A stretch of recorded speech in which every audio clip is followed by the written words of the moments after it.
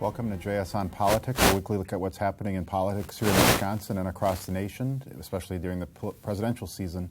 I'm your host, Greg Borowski, and here's a quick look at what's on tap for today's show. Fresh off the New Hampshire primary, the Democratic presidential contenders are in town for a high-stakes debate tonight. Meanwhile, local officials are gearing up for a little bit less exciting primary next Tuesday. We'll get an update on action today in Madison, and then return to politics with editorial page columnists James Causey and Christian Schneider. And of course, we'll tackle some viewer questions. All of that plus a PolitiFact update in the next 30 minutes. But we'll start with tonight's debate, and we'll start on tape with this segment with Craig Gilbert, our Washington bureau chief, previewing the confrontation tonight between Hillary Clinton and Bernie Sanders. All right, we're joined now by Craig Gilbert, our Washington bureau chief, to talk about tonight's Democratic presidential debate between Bernie Sanders and Hillary Clinton right here in Milwaukee. So, Craig, Hillary Clinton's coming to this debate with a narrowest of victories in Iowa and a very decisive defeat in New Hampshire. What is that? How does that set up for tonight in terms of the stakes for her and for Bernie Sanders? So I think there's some urgency for her, just for the psychology of her campaign coming off this bad defeat. We just had a debate a week ago in Iowa where, they mixed it up a little bit, but it was a pretty friendly debate in a lot of ways. I think, Hillary Clinton was kind of in the driver's seat in that debate. I mean, she didn't feel a tremendous need to attack Bernie Sanders. It hasn't been Bernie Sanders' style to attack her. I think that changes a little bit now. I think you're going to see Hillary Clinton be more aggressive. But, for reasons we can talk about, it's tricky for both candidates. Yeah, so from the exit polls from the other night in New Hampshire, I mean, Bernie Sanders won among women, he won among young people, lower-income Democrats, middle-class Democrats. Where does Hillary Clinton find her support going forward, and who should she be appealing to? Some of those patterns are going to change in other states. I mean, Bernie Sanders isn't going to win across all demographic groups everywhere. New Hampshire was a really, really good state for him. So you're going to see Hillary Clinton start to reclaim the edge among women and older voters as we head into these other states. Obviously, she does much better with African-American voters. What's tricky for both candidates is that, Hillary Clinton has to start doing better with voters who like Bernie Sanders after a big defeat like she just had in New Hampshire. And Bernie Sanders has to start doing better with voters that like Hillary Clinton, like Latinos and African-Americans. So they have to find a way to do that without kind of offending those voters. Democratic voters are different from Republican voters this time around. They kind of like both candidates. Hillary Clinton has some trust and integrity issues on the Democratic side, but neither candidate has big negatives with Democratic voters, and so I think they have to tread a little bit carefully. That's why this hasn't been kind of a nasty slugfest like it's been on the Republican side. All right, so put yourself in the Bernie Sanders camp for a minute, and you're preparing for tonight's debate. What are you telling your candidate? Does he have to score some points? Does he just have to not mess up? Or what's in the mindset on the Sanders side? I think he's, his rule all along is he's got to be true to himself. I mean, you've seen him repeatedly back off from attacks on things like the email issue. He's willing to mix it up on issues, on policy issues, but he's been very reluctant to sort of get personal, go to sort of trust and integrity in a very direct way against Hillary Clinton. I don't think that's going to happen yet. I mean, he's coming off a big win. I don't think he feels the pressure to go on the attack. I think we may see that later when the ground shifts and is more favorable to Clinton. All right, and now put yourself in the Hillary Clinton camp. You're probably feeling a little more at unease, I guess, but what are they telling their candidate? I think she has to, as you saw her in her speech after New Hampshire, reach out to liberal and progressive voters, make her case to them, try to remind them of the most liberal and progressive aspects of her record and make a play for those voters. And it's without going super negative on Bernie Sanders, which runs the risk of alienating them. All right, and finally, give us a quick preview of what's ahead then for the Democrats after tonight's debate. They have Nevada and South Carolina are both coming up for them. Yeah, Nevada on the 20th, South Carolina on the 27th. The South Carolina Democratic primary is 1 week later than the South Carolina Republican primary, which is a little bit confusing. So obviously the calendar, the schedule gets better for Hillary Clinton, but this is, elections are fluid. You can't assume that these voting patterns are going to be exactly the same from one state to another, and just plug in the demographics of the state and come up with a result. The big drama right now for me is, can Bernie Sanders translate his higher name ID and whatever momentum he gets out of New Hampshire into a better performance among blacks and Latinos? He has to do that to be competitive for this nomination. All right, well, you'll be able to follow Craig's coverage tonight and on the coming days at jsonline.com. Thanks, Craig. Nice to be with you. All right, we're back live to talk a little bit more about tonight's debate with Watch.com Stan Bice and political reporter Mary Spicuzza. So we had a debate here in the fall with the Republicans, and they weren't really talking to Wisconsin, and we've got the Democrats today not talking to Wisconsin. But that one was pivotal, too. They're all pivotal. But Dan, give us who are Hillary and Clinton and Bernie Sanders trying to reach tonight in their Well, they're obviously trying to reach the voters in Nevada and South Carolina. But what Bernie's going to be Bernie. He's always Bernie. He does his message all the time, and that doesn't change. I think with Hillary Clinton, she's got to figure out what her position is, what her message is going to be. That's the thing that we've got to watch tonight. Yeah. What's your sense, Mary, in terms of the sort of the stakes or how pivotal does that have to be? I mean, Hillary Clinton is clearly needing to get some juice going again on the campaign trail. Yeah, I know her supporters were trying to say that it was split evenly now, Iowa and New Hampshire, but obviously they don't really feel that way. One is this close and one is this close. Right, and I mean, I think a lot of people were saying Bernie was going to win New Hampshire, but obviously it's not a good thing for Hillary, and she's trying to figure out what message is going to stick and what is going to win people over, and I don't think that they've quite nailed that one yet. So what is the message, Dan? I mean, how does she walk that line to get some of the Bernie Sanders supporters to come her way, or is it just the demographics and they're going to come her way soon enough? Well, we've seen various forms of Hillary Clinton. We saw her very confident, somewhat cocky in December and in the early debates. The last one, she was somewhat combative, but now she's got to figure out where she goes,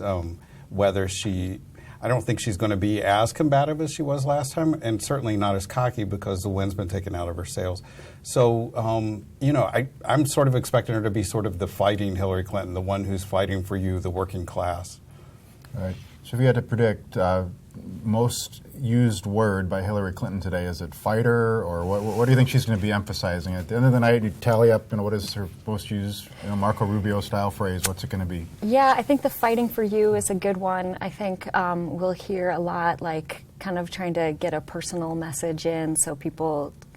We were talking about her as the Val on Saturday Night Live, and that was when she was being someone else, she was really pretty likable. But I think that she has to be herself tonight, right? I mean, that's the advice. She probably won't be Val, but I think that if she, is fighting for you, but not in a combative, nasty way, I think that's going to be the tone she's trying to get. What I'm hoping for is the Republican debate in Milwaukee was the one that's the forgettable debate. There was nothing that stood out in that.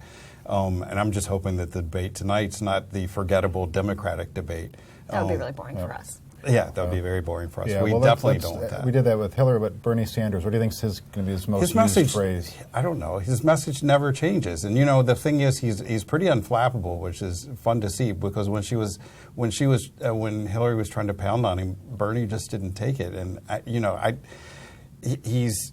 When you watch him from debate to debate, he just doesn't change much. So I don't know what would his I don't get the sense that Bernie's mixing it up and changing his. He seems to be. I think he's got a message that he's sticking to, and that's what he's doing. He's not quite the Marco Rubio of the Democratic side, but he's got his message. He's not going to veer from that. It's working for him. It's working especially with the young people, and so I don't expect to see him make any changes from last time. All right, we're going to spend a little more time on the debate now with this taped segment looking at some of the recent PolitiFact ratings from both candidates. We're joined now by Tom Kircher, one of our PolitiFact Wisconsin reporters, who's going to help us go through some of the most recent claims by Bernie Sanders and Hillary Clinton in anticipation of tonight's debate, and we'll look at how they fared on the Truth-o-meter. So, Tom, we'll start with some of these from Bernie Sanders. Right. And the first statement is, his quote was, "Tell me what Madeleine Albright's position was on the war in Iraq. I wouldn't be surprised if she supported that war." And we rated that one mostly false. She had expressed support for the troops and expressing an understanding of the need to enter the war, but her comments also suggested that she really would have preferred to avoid the invasion was not really for that. All right, and our next statement from Bernie Sanders is Americans are, quote, working longer hours for low wages, and yet almost all new income and wealth is going to the top 1%, and that one was rated half true. Yeah, this was overstating things. It's certainly true that a disproportionate amount of income and wealth have been going to the very richest Americans, but he went too far when he said that the average Americans are working more. They're actually not, on average, working more hours. And it's also an exaggeration to say that almost all of the new income and wealth are going to the richest 1%. All right, and the next Sanders claim was he said he opposes reparations, quote, for the same reason that Barack Obama has and the same reason I believe that Hillary Clinton has. And that one was rated mostly true. Yeah, for Sanders, for Hillary Clinton, and for Obama, they've all have said that they've opposed reparations because they would rather focus instead on solving current problems facing African Americans, such as poverty and jobs. The one difference is that in the past, Sanders also said he thought that was too divisive an issue reparations would be, and Clinton and Obama have not made that statement. All right, we'll turn now to some statements from Hillary Clinton, and I should throw in a note here. These are rated by PolitiFact National. We'll be looking to do some ourselves from PolitiFact Wisconsin after the debate. But our first statement from Hillary Clinton was, there really isn't any kind of foreign policy network that is supporting and advising Senator Sanders, and that one was rated mostly true. Yeah, Sanders has certainly consulted with several foreign policy experts, but there's no indication that he's got a larger team that he consults with regularly. Right, it'd be hard to match former Secretary of State Hillary Clinton and her connections, her Rolodex on that point. Okay, the next statement from former Senator Clinton says Sanders advocated putting Iranian troops into Syria to try and resolve the conflict there, putting them right on the doorstep of Israel, and that was rated mostly true. Yeah, Sanders has backed that idea, but it's in the context of a multinational force, not strictly an American one. All right, and lastly from Hillary Clinton, quote, I am the only candidate on either side who has laid out a specific plan about what I would do to defeat ISIS, and that statement was rated false. In some ways, her plan is more detailed than some of the others, but there are at least 7 candidates who've been running who have had detailed plans for combating ISIS. All right, well, thank you, Tom. And for our viewers, we'll be taking any suggestions you have if you watch tonight's debates. You can email them to us at politifact@journalsentinel.com. Thanks, Tom. You bet. All right, we're back live now and joined by Don Boehm, who covers county government issues for us. We still have Mary Spicuzzi here to talk about the city side. So we have a primary election Tuesday and across the state, but locally there's some high-profile races. Mary, let's start with you at City Hall. Mayor Tom Barrett with 3 opponents, two aldermen among them. How do you think the Barrett camp is looking at it in terms of who would they prefer to face come April? So I think everyone expects it'll be Alderman Donovan or Alderman Davis going up against him. The other young man seems very nice and very knowledgeable on issues, but has raised like $6,000 total. So I think that they'll probably see each candidate has strengths and weaknesses. I think a lot of people expect it to be Donovan, but Davis has been doing a lot of early voting outreach, and I heard just yesterday that they actually broke the record for early voting, and that a lot of them are Davis supporters. But I think Barrett is probably feeling pretty well prepared to go up against either one of them, especially with his campaign money. What would the difference in your mind be in terms of the issues that those races would turn on if it's Barrett versus Davis versus Barrett versus Donovan? So Donovan obviously has been trying to be the public safety candidate. He's got a lot of support from police. He's talked about hiring 200 more officers, bringing back the vice team. He is kind of the law and order candidate, or that's how he sees himself and presents himself. Davis, however, has been doing a lot of outreach in African American communities. He's been talking about the mass incarceration of African American males. I would say Donovan would get the police vote, and Davis would get a lot more of probably African American voters supporting him. He's very active in the church, in his church and church communities, so I think he would bring a lot of voters who might not turn out otherwise. All right, let's look at the county level. So, Don, there's a primary there for county executive too, but I think most expect the Chris versus Chris matchup, Larson versus Abley. How do you see things shaping up over there at the county level? Well, it's a 4-way race also, but the other 2 candidates are self-funded and not raising any money. And I think Chris Larson will go after Abley, the incumbent, for accepting power grabs given to him by the legislature, the Republican-controlled legislature, including taking the county board out of any say on sale of non-park land. And in the recent school reform effort, Abley was given the authority to appoint a commissioner. And Abley has said that he will not take failing schools away from the public school district. They want to give more human services to those schools. But Larson will go after Abley for those power grabs, and Abley is going to defend his record. He's reduced the deficit. One point, because this week in the news we had the word that the problems at the Mitchell Park domes could cost up to $75 million to get those back into top shape. Is that an avenue for Chris Larson, for instance, to say, like, you haven't maintained the parks as well as you should have, you haven't been a good steward of county property and county government? Sure, it's always an avenue, but in 2000 there was an effort, well before Abley took office in 2011. In 2000 there was an effort to renovate the domes at a cost of around $32 million. That went nowhere with the county board at that time. And Abley has said that what they need is to spend about $900,000 to put some netting in the domes, get them reopened by summer. But Larson will surely criticize the lack of maintenance at the Mitchell Park Conservatory and other county parks. Yeah. All right. Then I want to ask each of you to just pick one race at the aldermanic level and the county board level that you're going to be most interested in watching the results on Tuesday. For the primary, I would say there are a couple of open seats in the aldermanic races, and there are like 5 or 6 candidates in each, and so I think that'll be interesting to see, like, how people decide between that horde of candidates, who they're going to pick. And I think most people think that it's down to like 2 or 3 of them, but it's, in the open seats, it's kind of a free-for-all. Yeah. All right, and how about at the county board level? Is there any particularly interesting primary or two? There's one primary, the county board level. That's the one we'll pick then. Yes, and that's District 11. And there are 3 newcomers. 2 of the guys have run, one of the guys has run for office, including a congressional office. He's never held public office. So these 3 candidates are out there kind of on their own, and that's the only primary for the county board. But once we get into the general election, there's a lot of competition this year. All right, that's where we'll leave our discussion of local races, and next week we'll have even a little bit more follow-up, I'm sure, on the show about it. We're going to shift gears now to the state level, and in this taped segment, take a look at what's happening today in Madison. We're joined now by Patrick Marley, one of our Madison Bureau reporters. And Patrick, I just wanted to get a quick update from you today on what's happening in the Assembly in Madison.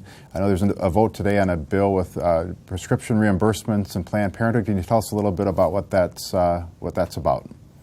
Sure. Republicans who control the Assembly are interested in reducing funding for Planned Parenthood, and one of the ways to do that is to change how much money they get when they dispense birth control through Medicaid to poor people.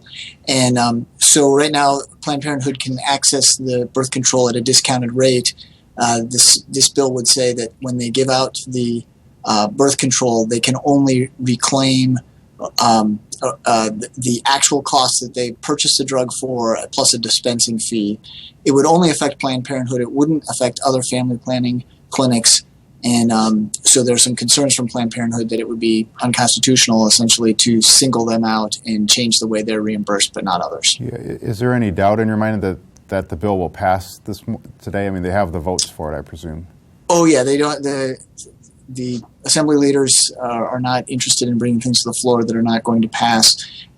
So I would strongly suspect that it will pass, that it will be signed by the governor. It's already been through the Senate, and a legal challenge to it is very likely. These kinds of things tend to get litigated and ultimately decided by the courts. All right, and there's only 2 more days left for the Assembly next week, which will sort of signal the very end of mostly the end of the spring session here. Can you tell us what's on the agenda for next week, or the things that are sort of left to be tackled? Sure. There's one other thing that'll be up today, which is that there's this discussion among Republicans about allowing local governments to raise the sales tax by half ascent and use that money for road work. They were going to vote on that on Tuesday. Seemed to have trouble with it at the last moment, and it will remain to be seen if it will get taken up. It's got a uncertain future in the Senate as well. The Assembly passed some bills earlier this week on property rights that Democrats don't like because they say it's bad for the environment. It changes some water regulation rules, for instance. Unclear what's going to happen with those in the Senate. But we're just at the time of the season where you see dozens and dozens upon bills that'll be crammed through in the coming days. All right. Well, there'll be more on those next week when we come back to our show, but thanks for that update today, Patrick. Thanks a lot.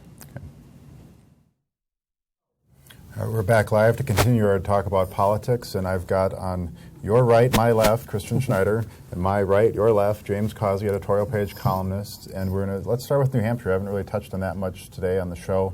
Well, we've had a day or two to sift through the results. What surprised you the most out of that, Christian?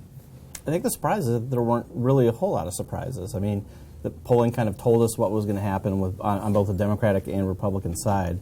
So we knew Trump was going to do well. I guess the main surprise is seeing how far Rubio dropped after his debate performance. But I don't know that it hurts him all that much going forward. I mean, New Hampshire is kind of a quirky little state. The number of people that voted in the GOP primary equals the number of people that live in the city of Madison, and so now the world is on its head just because of a small state. But now they go on. They have more primaries in bigger states, and it's not as much of a one-on-one type of thing. Did the margin for you on the Democratic side come as a surprise, James? I think we knew Trump and Bernie Sanders were going to win, right. But that was a pretty healthy defeat for Hillary Clinton. Well, it gave Bernie a lot of momentum moving forward. So he's been able to do something that Hillary just can't do. She's not connecting with young people, and she hasn't figured that out. It's kind of funny because you would think her being younger, she would be able to make that connection. Younger than Bernie Sanders, but younger than 74. Right, but okay. you would think she would be able to make that connection, and she just hasn't been able to do it. And Bernie is on fire right now. It's be interesting to see if he could continue. Well, she couldn't. Last time she was running against Barack Obama, who he caught the young vote and the excitement. Do you see that changing, or where does Hillary go to get her support now? I mean, I think that's kind of the challenge for her tonight. Is who does she talk to on stage? And I think she's talking obviously to people in South Carolina. And there's this sense that for Hillary, black voters have always kind of been her firewall. That they were there for Bill, he was there for them, and so she's got to talk to them to try to bail her out in South Carolina. But I mean, you've seen a lot of notable African Americans going for Bernie. Ta-Nehisi Coates of the Atlantic said he's voting for Bernie. So if that firewall starts to come down, she could be in some real trouble. Yeah, do you have any thoughts there, James, on South Carolina? They talk about the demographics are going to change, or when you get to other states too, with bigger cities and larger minority populations, that's more favorable to Hillary Clinton. But she didn't win the women's vote in New Hampshire. She didn't win the young vote, the middle class vote. Where will that change for her, or is this really a long haul we'll be talking about into Well, she still may not get those votes, but she will get the African American vote, and that's something that Bernie has struggled to get. So, I mean, he's meeting with people like Al Sharpton. He's trying to connect with black pastors. I just don't think that's going to be enough for him to get that vote. And if he doesn't get that vote, this race could be over. Okay. We lost a few on the Republican side with Chris Christie and his kamikaze mission to take out Marco Rubio. Right, it was a murder-suicide. And then Carly Fiorina. Who do you think has most at stake now when you're down to basically Trump, Cruz, Bush, Rubio, and Kasich? I can't imagine Kasich is going to be around much longer. I mean, New Hampshire has this history of taking kind of a moderate and sticking him, giving him 17% of the vote, like they did with John Huntsman in 2012, and then he was never heard from again. So I don't know that Kasich's going to be around that much longer. I do think you have a three-man race now. You have Trump, Rubio, and Cruz. And it's anybody's guess at this point. I mean, Trump is ahead in South Carolina, but now everybody's turned on him, and we'll see. I mean, Cruz went after him in Iowa and was successful. So, well, do you think, James, can Marco Rubio regain his footing? And where we saw that, drop in New Hampshire after that debate performance, and part of the problem seemed to be it fit the narrative, right? So if the narrative was that he's too programmed, and then you see him say the same thing 2 and 3 times, Right. that gets to be a problem. But can he come back from that? This is going to be interesting. I still can't see Trump trumping and still winning. I just don't see that. So I think it would have to come down to Rubio. But I don't know. It's one of those tricky situations. I said Rubio should just stick to his plan, keep saying his same message over and over again, because Trump's fire has to burn out sooner or later, right? Well, we've been saying that. I mean, we'll come back in 2 months and say it has to burn out. And the second Trump Right. administration will be saying, well, he's got to be done at some point. Right? We'll see. We'll see. I think Rubio's problem was that he not only did he repeat, the thing 4 times or whatever, his reaction to it. He didn't come out and make a joke about it or kind of diffuse it in that way. He came out and just pretended that it never happened, hoping I hope you guys didn't see that. When Well, how everybody many times in the debates have you heard, Chris Christie talk about they don't do anything in the Senate, you do it here at the governor's level, that's where things get done. I mean, Right. everybody's got their Former talking federal points, right? prosecutor. There's some irony that he can, the problem is that Rubio said it right again, immediately, and then again. And, he didn't, and that's where he messed up, because everybody repeats the same exact thing over and over again. But what you have to do is hammer home your message. You have to keep hammering it with a rock until it sticks. So, All right, I'm going to put each of you on the spot on one thing. So, Christian, South Carolina, pick the top. We'll pick the order of those 5 candidates. How are they going to finish? Boy. Let's see if I can name them. Let's go Cruz, Trump, Rubio, Bush, Kasich. Okay. And why? And why? Why is Cruz? Not for all 5, but why is Cruz going to be so strong in South Carolina? I think I was down in Iowa. I saw the way that he played the religious vote down there. I was never really I never really understood Cruz's appeal until I saw him in front of a crowd, working the religious angle, and the people just ate it up. So I think he might have some success down there. All right, I'm just going to ask you, James, who's the next Republican to drop out of the race? I would say Kasich. Right. But it's somebody you forgot. Didn't you forget? Did we forget someone? The good doctor. Yeah. Ben Carson. Okay, Ben Carson's in the race. Well, maybe he's the next one out. He's actually standing right over there. No, but it'll probably be Carson. I'm thinking its fire is out. So. All right. So that's where we're going to leave the national politics discussion. We have some viewer questions. We're going to try to tackle these right now. This first one is from Madison Man, who says, what will Bill Clinton and Barack Obama do to assure Hillary Clinton is the nominee and next president? James, what do you think? What will they do or what won't they do? I think what Bill would do is keep doing what he's done in the past, hitting the African American vote. He has to do that. He has a strong connection to them. And it's passed over to the Clintons and Hillary, and she's going to keep trying to drum up that. But I don't know what they could do to try to get the young vote for her. Yeah. That's going to be a bigger bugaboo for her for quite some time. I don't know are they assets for Hillary? I don't know that there's any love lost between Obama and Hillary, so I don't know that he's going to be, he sees her as, a third Obama term or what. But that's why I didn't mention him at all. I just said what he would do. In 2008, it was Bill Clinton that came out and said, Obama's a fairy tale, and that became kind of a racial, dog whistle type of thing. Yeah. And she didn't do as well, so... you never know. All right, this question is from Bob from Bayview, who says, who makes the best matchup for Bernie Sanders in the general election? So he's in the Bernie camp, but which Republican's the best matchup for Bernie Sanders? Oh, man, I would say Trump. And there would be a contrast there. Yeah, it would be, because the contrast is so stark. And I think Trump would do so much to go after him, and it would turn on him. It's almost like, when he did what he did to Fiorino, how he turned on her, and people were like, boo, we don't want to hear that. So he would come across as looking like a bully against a 74-year-old man. So Bernie Sanders has been running against the 1%, and he would be running against the 1%. It's Donald Trump, right? So what? Yeah, I mean, it depends on who would be the best against Sanders. Yeah. I mean, the best for Republicans against Sanders would be Rubio. I mean, I think he would, he's the guy that could probably even beat Hillary. The most entertaining would certainly be Trump. But then, they're obviously very different and have very different thoughts about things, but they almost kind of appeal to the same kind of like, I've lost the country, we need it back, we need something, somebody really strong and with really really big ideas, that kind of crowd. So, I mean, it would be entertaining for sure.